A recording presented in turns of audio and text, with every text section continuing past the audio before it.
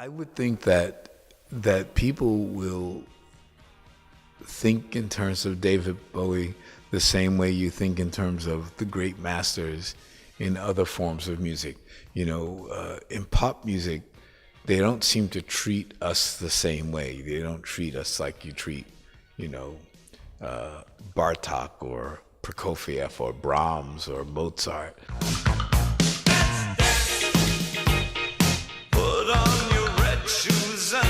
I think that Bowie will be thought of the same way we think in terms of, Miles and Coltrane, just in this particular field, in pop music. He was a real innovator. I mean, he didn't just do music, he did ideas, which were incredible. And I think that the world will see that. Unfortunately, what happens is that with most art, most composers become more famous after they're gone because you realize how brilliant it was and you wish that it was still around.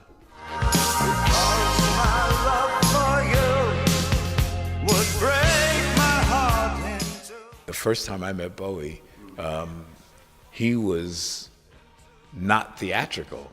He looked like a businessman, and this was the beginning of the 80s, so this was like the whole club kid scene, and we were all freaky, and hip-hop b-boys were wearing foxtails and the whole bit, and David was the guy sitting at this after-hours club wearing a suit, drinking a glass of orange juice. It was like he was the guy who didn't fit. So I noticed him right away, and I started chatting with him, and instantly the conversation went from our closest friends to heavy jazz musicians and composers. And we wound up talking to each other all night. And within a few days, he had made up his mind that he was interested in seeing me again. And within a matter of weeks, we were in Switzerland doing the first demos.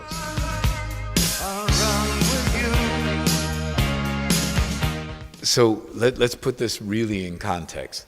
At the time that I did Let's Dance, I was not cool to people because this was after Disco Sucks, the only #1 record I had after that. Now, remember, I'm not saying this in an egotistical way, but my very first record was big, and every single record I had was big up until Disco Sucks. In 1979, I had 2 #1 pop records on the Billboard charts. And then after Diana Ross in 1980, I had no hits until David. So it was weird for me to have every record be a hit and then no records hit. So David basically he saved a drowning man. It was like, after we got together. And here's really what was weird, is that he didn't even have a record deal. So he was dropped, I was dropped, and we had to figure out what we were going to do together. So for him to put that kind of trust in me at a time where most people wouldn't even answer my phone calls